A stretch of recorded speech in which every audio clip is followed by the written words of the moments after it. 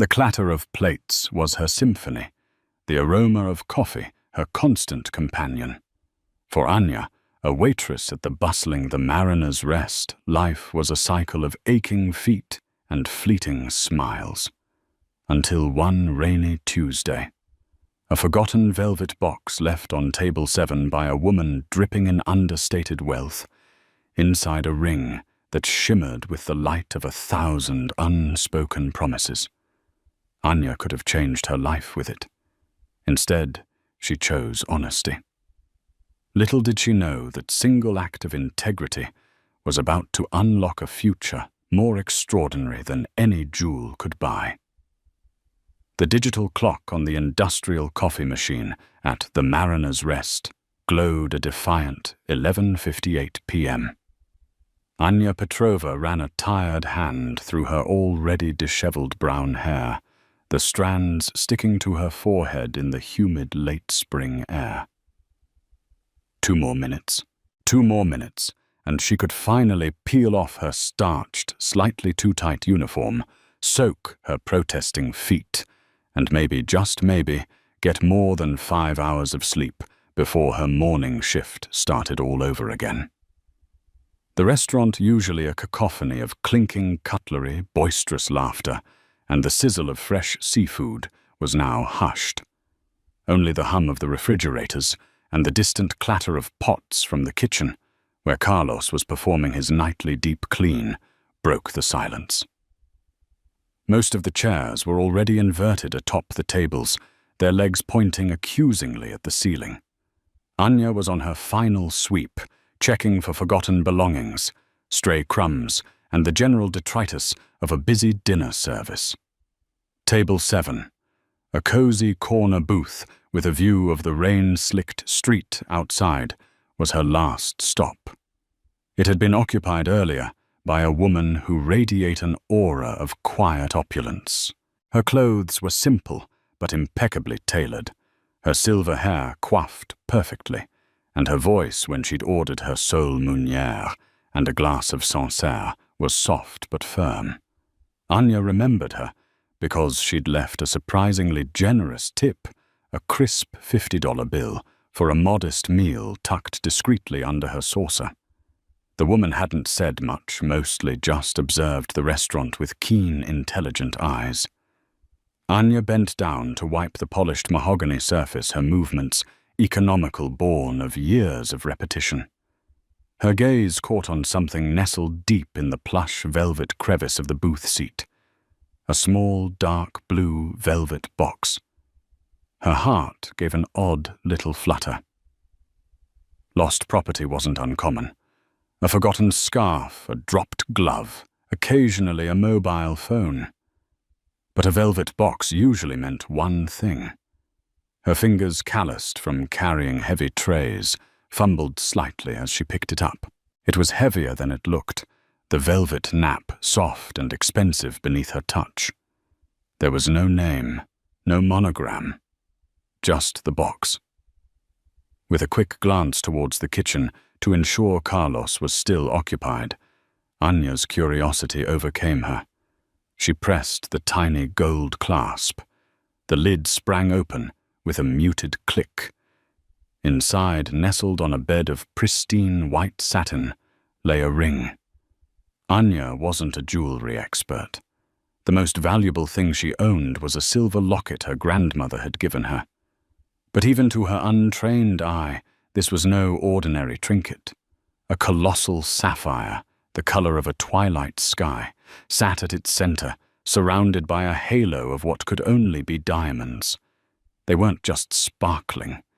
They seemed to capture and refract the dim ambient light of the restaurant, throwing tiny rainbows onto the satin lining. The setting was intricate gold, or perhaps platinum, with delicate filigree work that spoke of master craftsmanship. It looked old, important, and undeniably breathtakingly expensive. Anya felt her breath catch in her throat. The air suddenly felt thick, charged. She snapped the box shut, her heart hammering against her ribs like a trapped bird. Her first thought was a jumble of panic and awe. This ring, This could solve so many problems. Her mother's mounting medical bills, the overdue rent notice tucked inside her worn purse, the ancient laptop that wheezed and died every time she tried to work on her online accounting course.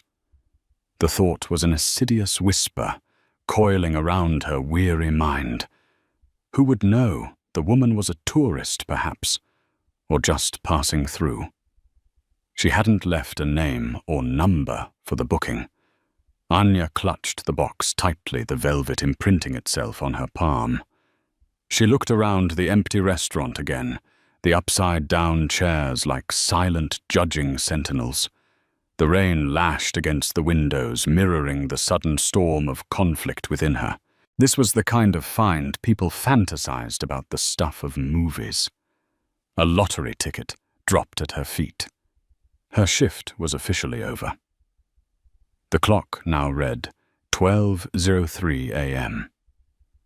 Carlos emerged from the kitchen, wiping his hands on his apron. "All clear, Anya?" he asked, his voice echoing slightly in the cavernous space. Anya quickly slipped the box into her apron pocket, the weight of it a sudden, tangible burden. "All clear, Carlos," she managed, her voice sounding remarkably normal, even to her own ears. "Just finished, table 7. "Good. Lock up behind me, will you? I'm beat." "Will do. Get home safe." As Carlos disappeared out the back, Anya pulled the box out again, opening it for another look under the slightly brighter light of the service station. The ring was even more spectacular up close. She noticed a tiny, almost invisible inscription on the inside of the band, but the script was too small and ornate to decipher in the dim light. She saw something else, too, printed in minuscule gold lettering on the satin underside of the lid, Cartier. The name hit her like a physical blow. Cartier. Even she knew that name. It screamed unimaginable wealth. This wasn't just an expensive ring. It was a treasure. The weight in her apron pocket suddenly felt like a lead ingot pulling her down. The insidious whisper of temptation grew louder, painting vivid pictures of debt erased, of her mother's relieved smile, of a life without the constant gnawing anxiety of making ends meet. But then another image surfaced, her grandmother's face, stern but loving, instilling in her the simple, unwavering values of honesty and integrity. "Your actions are your signature, Anya," she used to say. "Make sure it's one you're proud of." With a sigh that seemed to carry the weight of the world, Anya closed the box. The dream of easy money, as seductive as it was, began to curdle, replaced by a dull ache of responsibility. She couldn't keep it. It wouldn't be right. It wouldn't be her. She carefully placed the velvet box in the restaurant's small, battered safe, a place usually reserved for the day's modest float and any more valuable lost items. She made a note in the logbook, June 3rd, approx. 9:30 p.m. Small blue velvet Cartier box with sapphire and diamond ring, found in booth 7. Occupant silver-haired lady, approx. 60s, 70s. She added her name and the date. Locking the safe felt like closing a door on a life-altering possibility.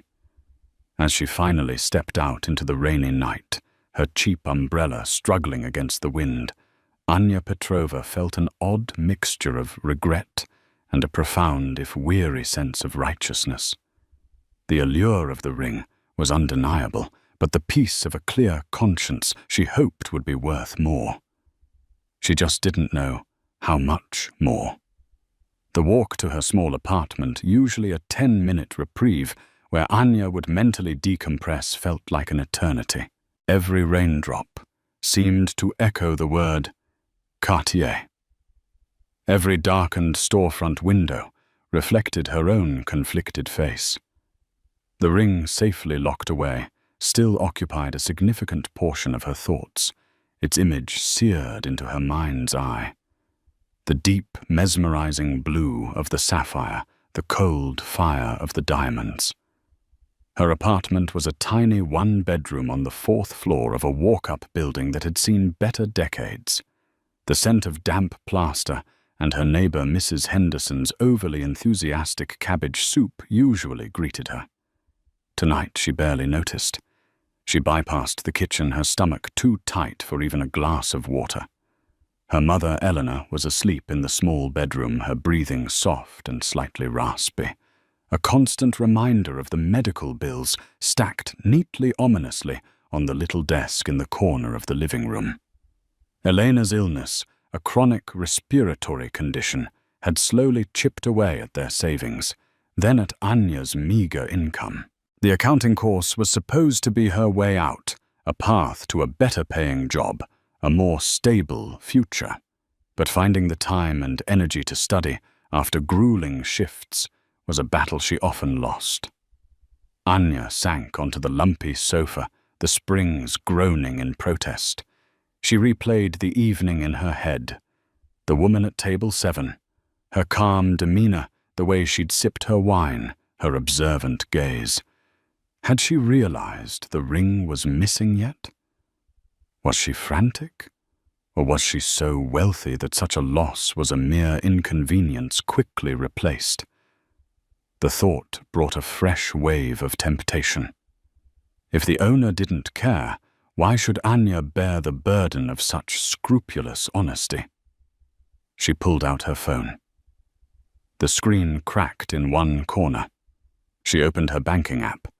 The balance stared back at her, a paltry 3-digit number that had to stretch for another week. A notification popped up, rent payment of $850 is due in 2 days. Her stomach clenched. The ring could have wiped that out, and her mother's upcoming specialist appointment, and the overdue electricity bill, and still leave enough for what? For breathing room. For a single moment of not worrying. But the image of her grandmother's steadfast gaze returned a silent rebuke. And alongside it, a different kind of worry. What if keeping it brought more trouble than it solved? A ring like that wasn't something you could just sell at a pawn shop without raising eyebrows. It was probably insured, perhaps even registered. The fleeting fantasy of a life transformed by sudden wealth was quickly overshadowed by the more realistic prospect of getting caught, of facing consequences far worse than her current struggles. The shame, the disappointment in her mother's eyes. She imagined the rich woman's distress. Perhaps the ring was a family heirloom, sentimental beyond its monetary value. Anya knew what it was like to cherish something for its connection to a loved one.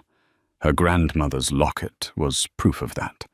How would she feel if she lost it? No. Her decision had been the right one. The only one. Yet sleep eluded her. She tossed and turned, the cheap sheets tangling around her legs. Every time she closed her eyes, she saw the ring winking at her from the darkness. She saw the numbers on the bills, the worry lines on her mother's sleeping face. Honesty felt heavy tonight, a cold comfort that didn't pay the rent or soothe her mother's cough. Around 3 a.m., she finally gave up on sleep. She padded quietly to the small kitchen, making herself a cup of chamomile tea, its warmth a small solace in her chilled hands. She sat at the rickety kitchen table, the overdue bills a silent accusation in the dim light filtering in from the street lamp outside. The accounting textbook lay open where she'd left it days ago, a chapter on ethical considerations in financial reporting, bookmarked. Anya stared at the title, a bitter laugh escaping her lips. Ethics. It was easy to preach ethics in a textbook. It was a different beast altogether when faced with a life-altering temptation wrapped in blue velvet. She thought about Marco, one of the senior waiters at the Mariner's Rest. He was cynical, world-weary, and always had a scheme for making a quick buck. If Marco had found that ring, Anya knew, without a doubt, it would be long gone, already fenced or on its way to an unscrupulous buyer. "Finders, keepers, losers, weepers, darling," he'd say with a wink. "The world doesn't reward saints." Was he right? Was her honesty just naive? Was she a fool for even hesitating? But as the first grey light of dawn began to creep through the grimy window, a fragile sense of peace settled over Anya. It wasn't the triumphant peace of a hero, but the quiet, weary peace of someone who had wrestled with their conscience and, for better or worse, chosen the harder path. She would go to work. She would wait to see if the woman returned. And if not, she would inform Mr. Henderson, the restaurant owner, and let him deal with it. The responsibility, at least, would then be shared. She dressed for her morning shift, the movements stiff from lack of sleep.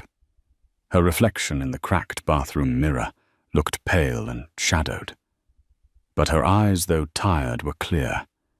She had made her choice. Now she just had to live with it, whatever the outcome.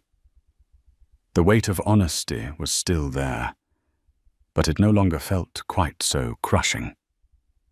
It felt right, and in her world, feeling right was a luxury she rarely afforded herself. The morning rush at the Mariner's Rest was a predictable frenzy of caffeine-starved office workers, early bird tourists and regulars who barely needed to state their orders. Anya moved through it with practiced efficiency, her personal turmoil carefully masked by a professional smile and prompt service. Every time the bell above the door jingled, her head would snap up a knot of anticipation tightening in her stomach. Would it be her? The silver-haired woman from Table 7, Mr. Henderson, a portly man with a perpetually worried expression and a comb-over that defied gravity, arrived around 9 a.m. Anya, after a particularly demanding table of 6, finally settled their bill, approached him discreetly. "Mr. Henderson, can I have a word in the office?" His eyebrows shot up. "Trouble, Anya?" "No, not exactly. Something was found last night. Something valuable." In the cramped, paper-strewn office, Anya recounted the story, her voice low and even. She retrieved the velvet box from the safe and placed it on Mr. Henderson's cluttered desk. He stared at it, then at her, then back at the box. Slowly he reached out and opened it.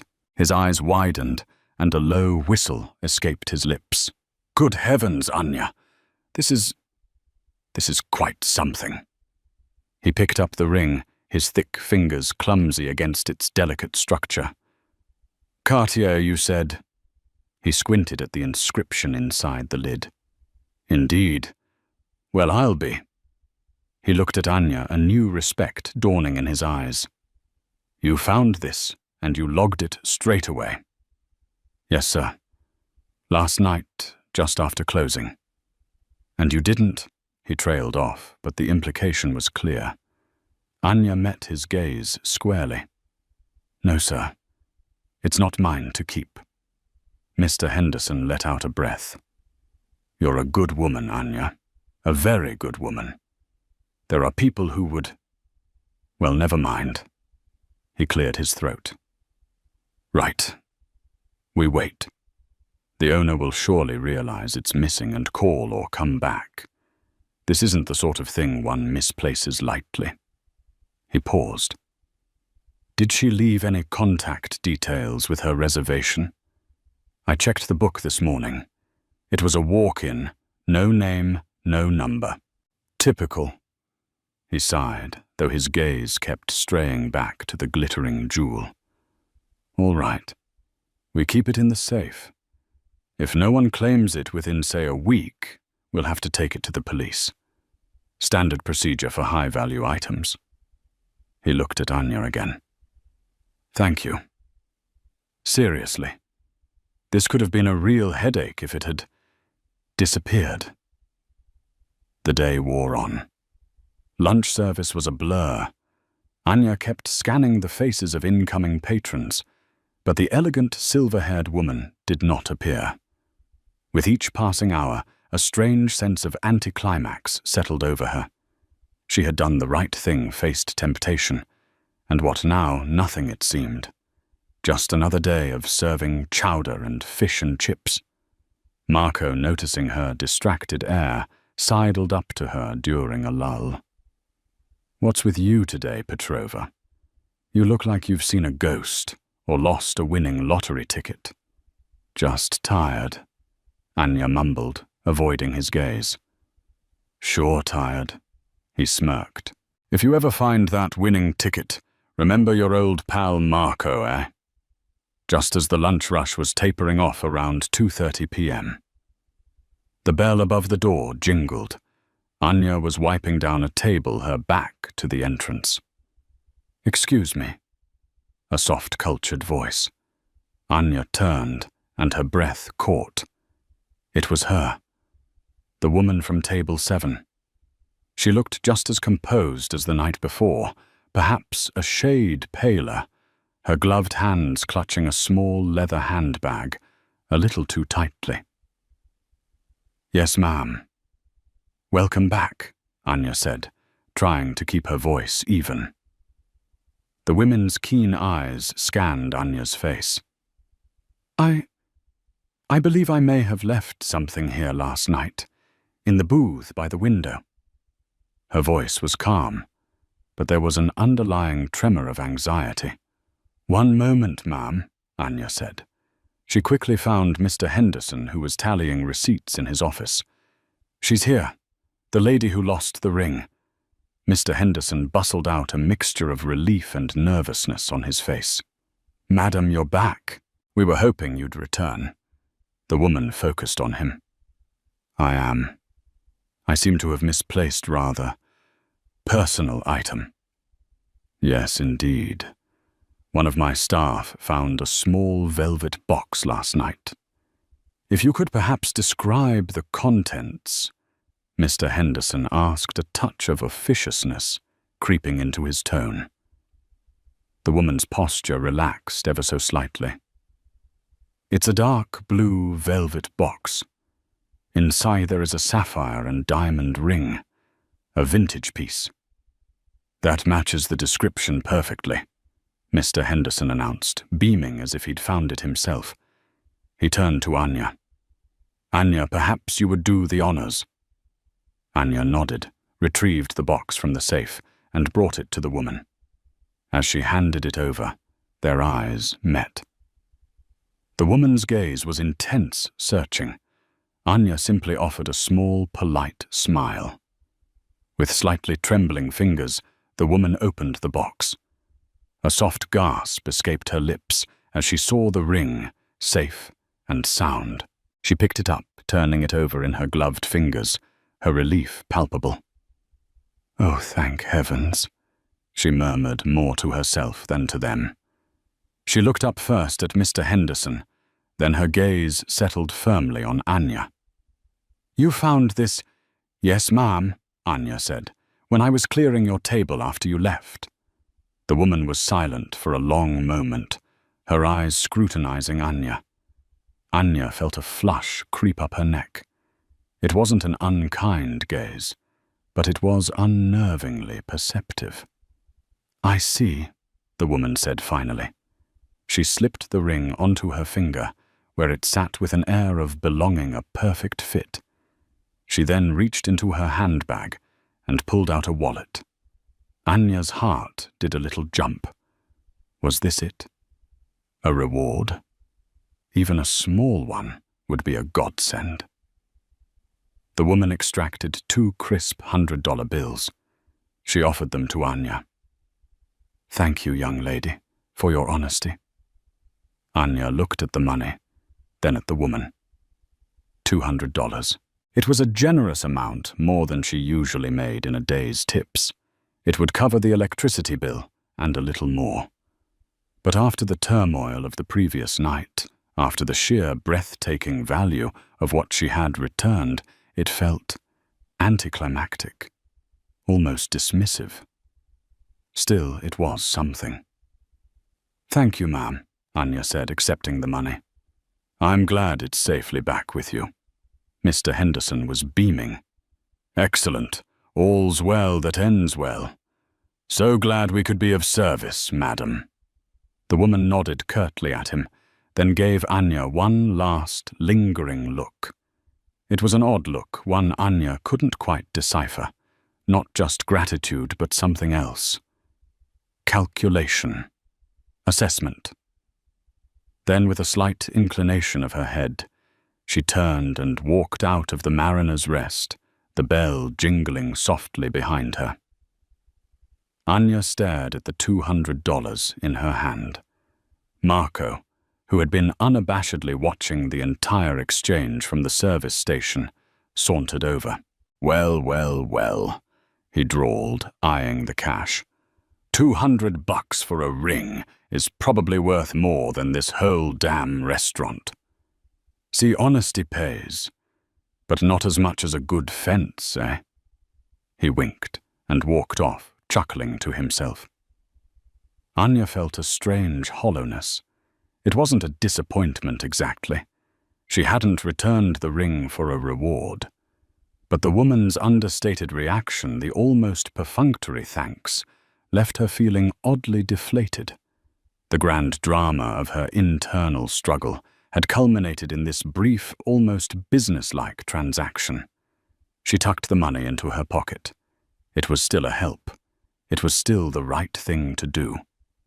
But as she went back to wiping tables, the image of the women's final assessing gaze lingered in her mind, stirring an uneasy feeling she couldn't quite name. The story, she sensed, might not be entirely over. Life at the Mariner's Rest settled back into its usual rhythm. Anya used the $200 to pay the overdue electricity bill and buy a slightly better cut of meat for her mother's dinner. The incident of the ring began to fade into the background of her daily grind, a strange, glittering interlude in an otherwise monotonous existence.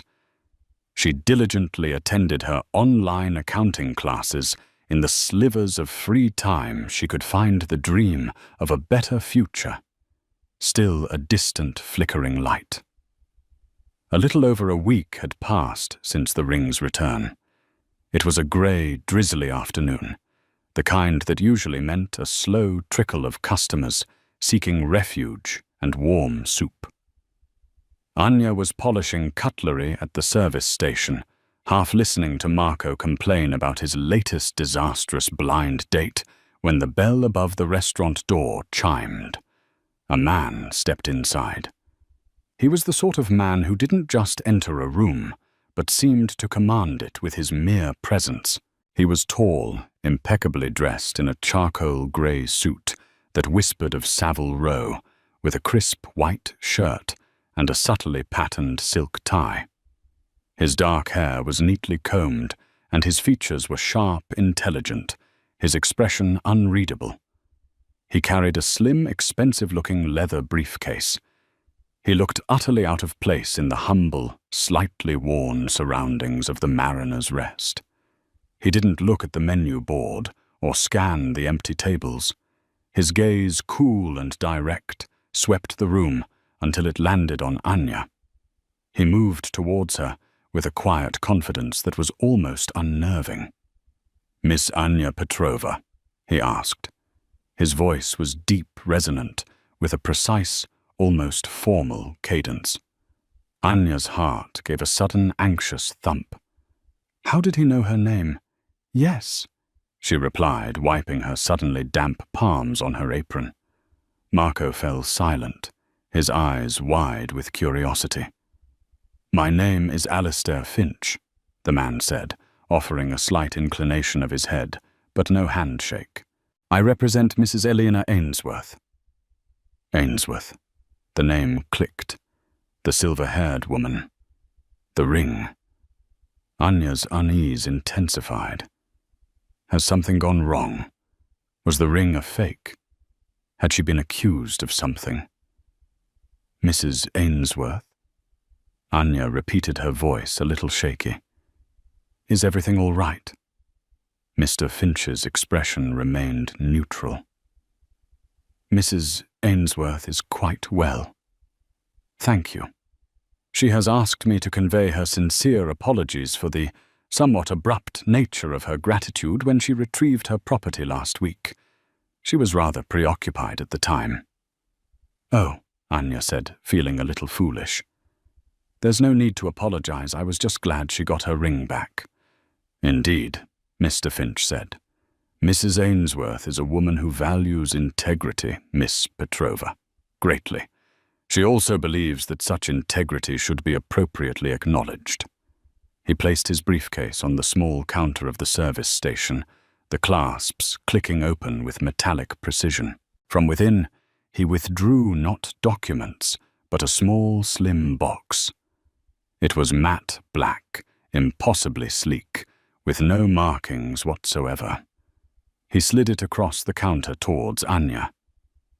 "Mrs. Ainsworth asked me to give you this as a more substantial token of her appreciation." Anya stared at the black box.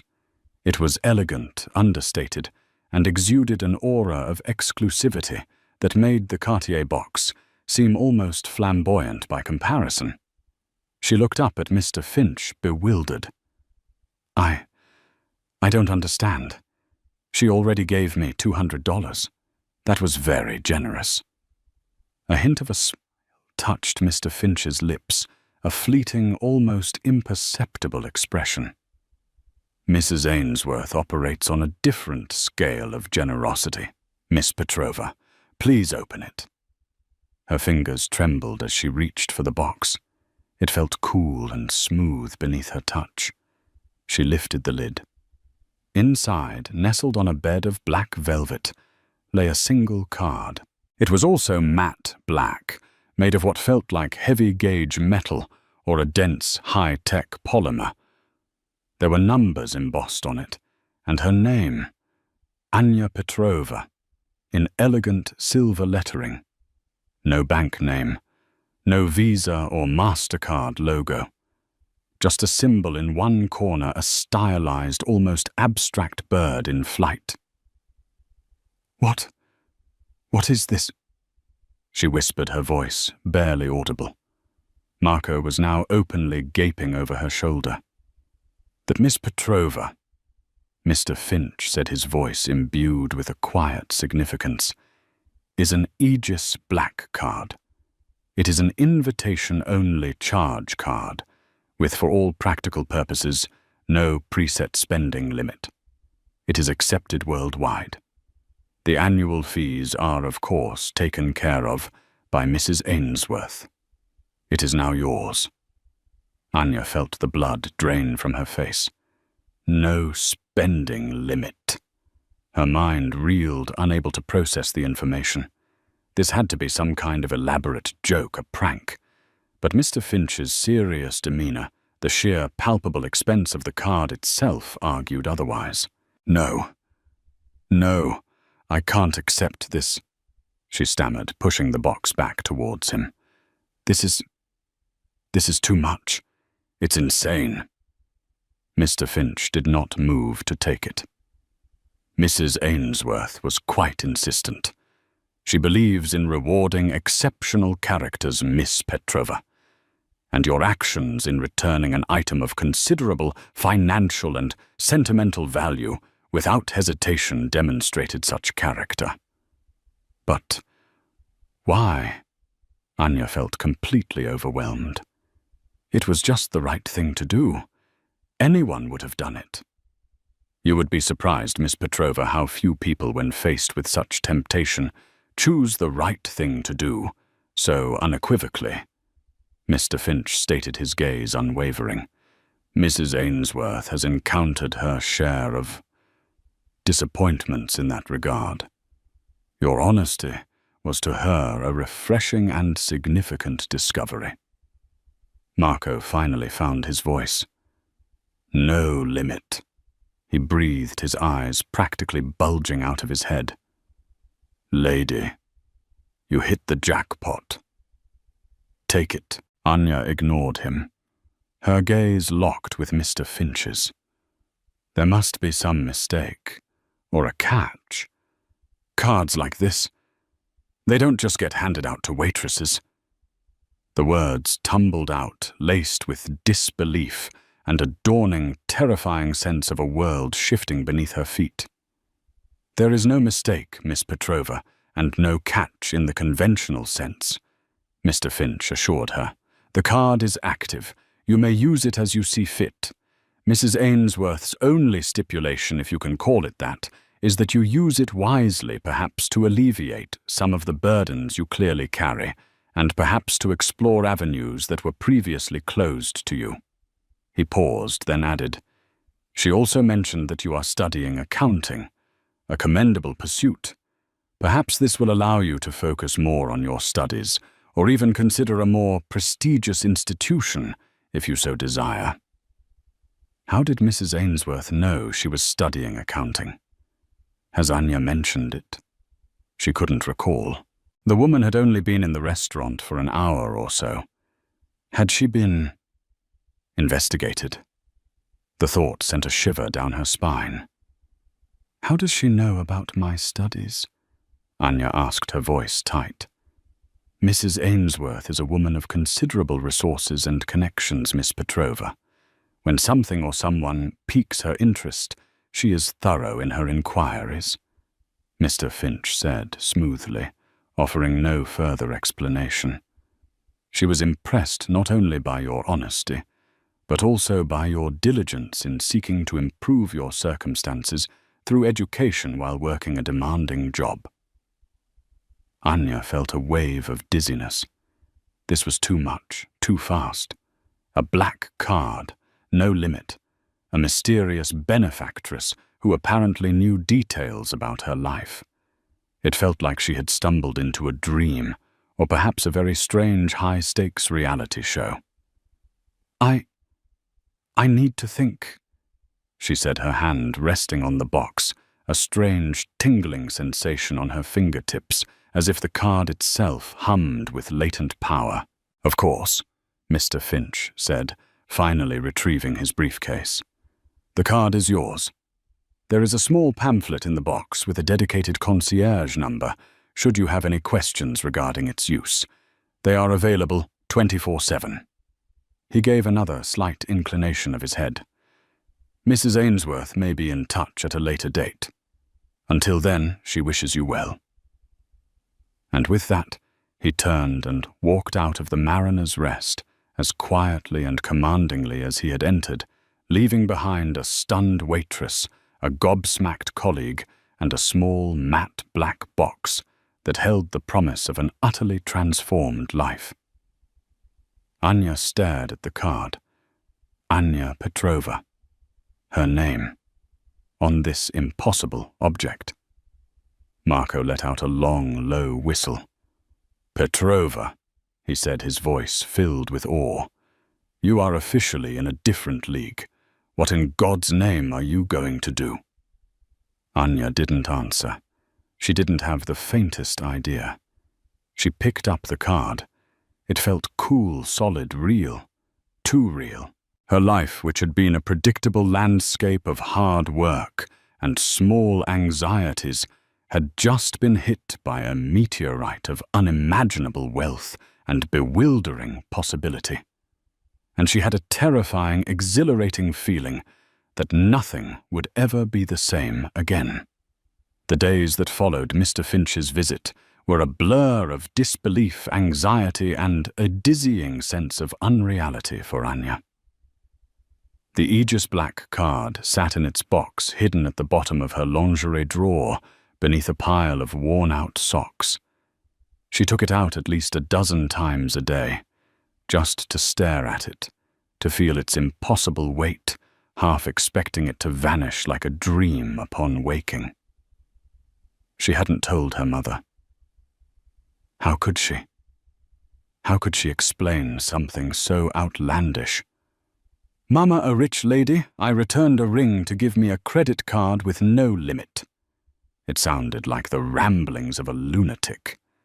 At work, Marco treated her with a newfound reverence, mixed with a barely concealed envy. "Bought anything yet, Richie Rich?" he'd tease. "A yacht. A small island." Anya would just shake her head, offering a weak smile. The thought of actually using the card filled her with a paralyzing fear. What if it was a trick? What if it suddenly stopped working, leaving her with an astronomical bill she could never repay? What if Mrs. Ainsworth was some eccentric billionaire playing a cruel game? But the bills kept coming. Her mother had a bad cough that week, and the doctor suggested a new expensive inhaler. The rent was due again. The pressure mounted a familiar vice, tightening around Anya's chest. One particularly bleak evening after a grueling double shift, Anya sat at her kitchen table, the pile of bills mocking her. Her mother was asleep, her breathing shallow. Anya pulled out the black box. The card gleamed dully in the dim light. "Mrs. Ainsworth's only stipulation is that you use it wisely, perhaps to alleviate some of the burdens you clearly carry." Mr. Finch's words echoed in her mind. With trembling hands, she picked up her phone and, following the instructions on the small pamphlet, called the concierge number. A calm, professional voice answered immediately. "Aegis Black Concierge, good evening. How may I assist you, Ms. Petrova?" They knew her name. Of course they did. I need to pay some bills," Anya stammered. "Medical bills and rent. Can I do that with this card?" "Certainly, Ms. Petrova," the concierge replied smoothly.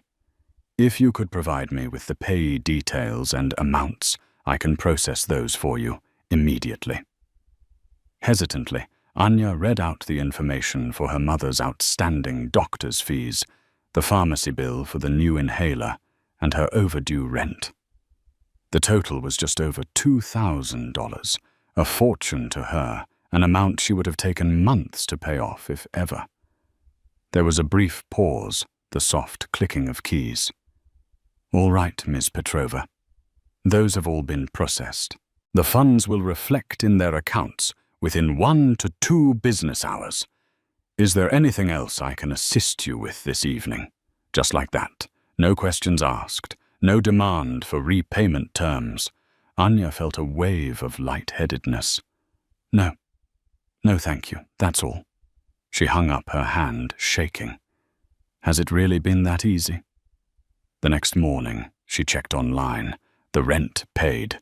She called the doctor's office, account settled. The pharmacy confirmed payment for the inhaler. It was real. A vast, crushing weight lifted from her shoulders so suddenly that she almost felt like she was floating. She watched her mother using the new inhaler, her breathing already a little easier, and tears welled up in Anya's eyes. Tears of relief, of gratitude, of sheer, unadulterated shock. The card, she realized, wasn't a prank. It was a lifeline. Slowly, cautiously, Anya began to use it for other necessities. She replaced her dying laptop with a new, efficient model that allowed her to actually complete her accounting assignments without crashing. She bought her mother a comfortable orthopedic mattress to help with her back pain. She even bought herself a new pair of sensible, supportive work shoes, her old ones practically falling apart. Each purchase was modest, carefully considered, tinged with a lingering disbelief. She didn't go on a wild spending spree. The thought still terrified her. But the constant gnawing anxiety that had been her companion for years began to recede. She could breathe. She could focus on her studies. Her grades improved. A little color returned to her cheeks. The dark circles under her eyes began to fade. About a month after receiving the card, Mr. Finch contacted her again. Not in person this time, but via a politely worded email requesting a brief meeting. He suggested a quiet cafe in a more upscale part of town, far from the Mariner's Rest. Anya agreed, her stomach fluttering with nerves. She dressed neatly, but simply her best blouse and skirt. Mr. Finch was already there, nursing an espresso. "Miss Petrova," he greeted her, rising politely. "Thank you for coming. Mrs. Ainsworth has been pleased to hear, via my discreet inquiries with the concierge service, that you have begun to utilize the resources made available to you." Anya flushed slightly. "It's been a great help, Mr. Finch. I still can't quite believe it. Please convey my deepest gratitude to Mrs. Ainsworth. She's changed my life." "Mrs. Ainsworth understands," he said, "and that was her intention. However, the card was not solely intended for alleviating immediate financial burdens, as necessary as that was." He paused, his gaze direct. "Mrs. Ainsworth is a great patron of potential Miss Petrova. She believes that true wealth lies not in accumulation, but in cultivation. Cultivation of talent, of character, of possibility." Anya frowned. "I'm not sure I follow." "The ring you returned," Mr. Finch continued, "was not merely an expensive piece of jewelry. It was a treasured heirloom given to Mrs. Ainsworth by her late husband, a renowned art historian and collector. He had an exceptional eye for beauty, not just in objects, but in people." He leaned forward slightly. "When Mrs. Ainsworth learned of your unwavering honesty, and subsequently a little about your life, your struggles, your quiet diligence, she saw a resonance, a spark of something rare." "A spark," Anya echoed, bewildered. "Mrs. Ainsworth has a particular interest in fostering talent that might otherwise go unrecognized or unsupported. The Aegis card. Miss Petrova is more than just financial aid. It's an empowerment tool. She hopes you will use it not just to survive, but to thrive, to explore passions, to pursue education beyond your current scope, perhaps even to undertake ventures you might have only dreamed of." Anya's mind raced. Passions, ventures. She had been so focused on survival for so long, she'd almost forgotten what it felt like to have dreams beyond paying the next bill. There was one thing, though, a ghost of a long-abandoned interest. "There was something I used to love," Anya said hesitantly, almost shyly. "A long time ago, before my father passed and things got hard, I used to paint and sketch just for myself. Nothing serious." A flicker of interest in Mr. Finch's eyes. "Indeed, painting. Yes. I even saved up for a proper set of oil paints once, but, well, life happened. They're probably all dried up by now, tucked away in a cupboard somewhere." She hadn't thought about those paints in years. "Mrs. Ainsworth herself is a keen amateur artist," Mr. Finch said, a surprising revelation. "She believes artistic expression is vital. Perhaps this is an avenue you might consider exploring again. Art supplies, classes, workshops. The resources are now available to you should you choose to use them." He then slid a small embossed card across the table. It was an invitation. "Mrs. Ainsworth hosts occasional small salons gatherings of artists, writers, thinkers. She would be very pleased if you would attend the next one as her guest. It's quite informal. An opportunity to meet interesting people, perhaps find some inspiration." Anya stared at the invitation. A salon, with artists and writers. It sounded like another world entirely, a world she couldn't possibly belong to. I wouldn't know what to say. I'm just a waitress." Mr. Finch's lips curved into that rare, subtle smile. "You are Anya Petrova, Miss Petrova, a woman of proven integrity and perhaps untapped talents. That is all the qualification you need. Mrs. Ainsworth sees something in you." I am beginning to understand why." He stood. "The salon is in 2 weeks. My contact details are on the card if you have any questions. I sincerely hope you will consider attending." Anya left the cafe in a daze. The black card wasn't just about money. It was about opportunity, about being seen, about potential someone else believed she had, even if she didn't believe it herself. That evening, for the first time in over a decade, Anya Petrova pulled out an old, dusty box from the back of her closet. Inside, alongside dried-up tubes of paint, were old sketchbooks filled with surprisingly detailed drawings of cityscapes, portraits of her mother, and intricate floral patterns. A forgotten part of herself looked back at her from the faded pages. And for the first time, she wondered if perhaps, just perhaps, Mrs. Ainsworth and Mr. Finch weren't entirely mistaken.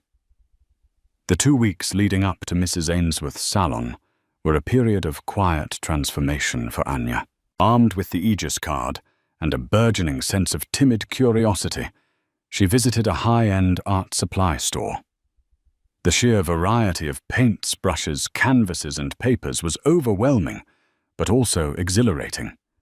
She bought a modest set of professional-grade acrylics, some quality brushes, and a few small canvases. The cashier barely blinked at the black card. Back in her small apartment, after her mother was asleep, Anya would set up her new supplies on the rickety kitchen table. At first, her hands felt clumsy, her mind blank.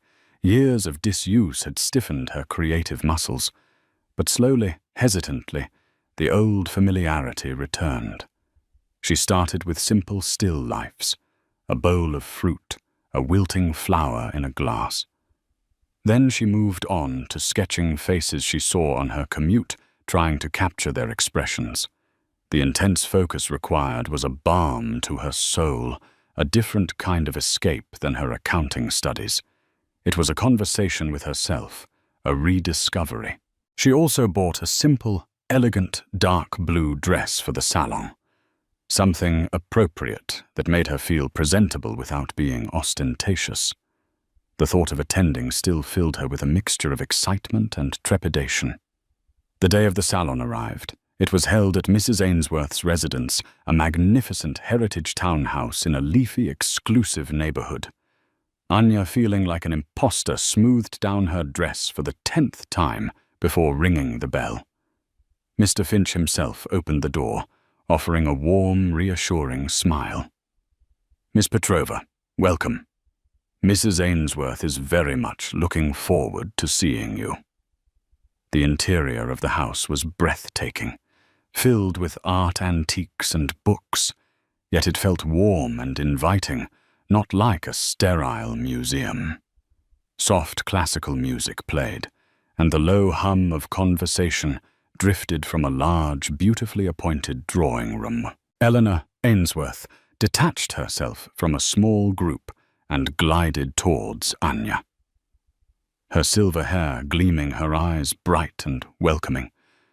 She was even more striking in her own home, exuding an effortless grace. "Anya, my dear," she said, taking both of Anya's hands in her own. Her grip was surprisingly firm, her smile genuine. "I am so very glad you came. Alistair has told me you've been rediscovering an old talent." Anya blushed. "I've been trying, Mrs. Ainsworth.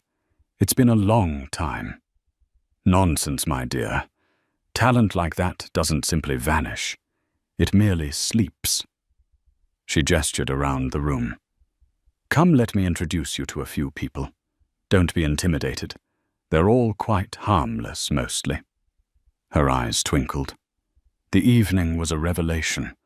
Anya met a struggling playwright, a renowned sculptor, a young poet whose work she'd unknowingly admired in a small journal. They didn't ask her about her job or her background. They talked about ideas about art, about the struggles and joys of the creative process. To her surprise, Anya found herself contributing, sharing a tentative observation about a particular painting, discussing a technique she'd recently experimented with. Later, Mrs. Ainsworth drew Anya aside to a quieter corner, where a stunning portrait hung above the fireplace. It was of a kind-faced man with intelligent eyes. "My late husband, Charles," Mrs. Ainsworth said softly. "The ring you returned was his mother's engagement ring. He gave it to me on our first anniversary. It's irreplaceable." Her gaze on Anya was filled with a profound, gentle gratitude. Charles always said that the greatest works of art are not those found in galleries, but the acts of kindness and integrity that illuminate human character. You, my dear, performed such an act. She then looked at Anya with a thoughtful expression. "Alistair mentioned you have a good head for figures with your accounting studies, and now this renewed interest in art." She smiled. "I happen to be on the board of a small foundation, the Charles Ainsworth Foundation for Emerging Artists. We provide grants, mentorship, but we also need meticulous, passionate people to help manage the administrative and financial side. Someone who understands both the pragmatism of numbers and the soul of art." Anya's heart leapt. "Mrs. Ainsworth, are you suggesting—" "I'm suggesting, my dear, that your honesty opened a door. The black card was to give you breathing room to explore. This," she gestured vaguely, encompassing the house, "the foundation, the future, is an invitation to step through it if you wish. We need someone with your unique blend of skills and integrity. We could offer you a position starting part-time, perhaps to fit around your studies, if you wish to continue them, or full-time if you prefer. Decent salary, of course, and infinitely more fulfilling, I should imagine, than—" She trailed off delicately. "Then serving fish and chips," Anya finished, a smile playing on her lips. Mrs. Ainsworth laughed, a delightful, melodious sound. "Precisely. Think about it, my dear. No pressure. But I have a feeling you might be exactly who we've been looking for." Anya looked around the room, at the vibrant art, the passionate people, at the kind, perceptive woman before her. It was a world away from the Mariner's Rest, a world she never dreamed she could be a part of. The ring, the black card, they weren't just rewards. They were keys unlocking doors she didn't even know existed. And Mrs. Ainsworth wasn't just a rich woman. She was a fairy godmother, albeit a very practical and discerning one. The choice was clear. It was terrifying, exhilarating, and utterly wonderfully right. "Mrs. Ainsworth," Anya said, her voice clear and steady, a newfound confidence blooming within her. "I don't need to think about it. Yes. Yes, I would love to." A new chapter was beginning, one she couldn't have imagined in her wildest dreams, all because of a lost ring and an act of simple, unwavering honesty. The future was no longer a distant, flickering light. It was a brightly lit path waiting to be explored. Anya's journey didn't end there. She embraced her new role at the foundation, her sharp mind for numbers proving invaluable, while her rediscovered passion for art gave her a unique understanding of the artists they supported. She continued to paint her work, slowly gaining recognition in small galleries. The Aegis Black card, once a symbol of bewildering wealth, became a tool for quiet philanthropy, helping her support her mother comfortably and even fund small community art projects. Mrs. Ainsworth became a mentor and a cherished friend. Anya learned that true wealth wasn't about limitless spending, but limitless possibility and the power of human connection. Her life, once defined by struggle, was now a testament to the extraordinary ripple effects of a single, honest choice. What do you think of Anya's incredible story? Could a simple act of honesty truly change a life so dramatically? Let us know your thoughts in the comments below. If this story touched your heart or made you think, please give this video a thumbs up, share it with your friends, and don't forget to subscribe for more inspiring stories that explore the unexpected turns of life. Click that notification bell so you never miss an update.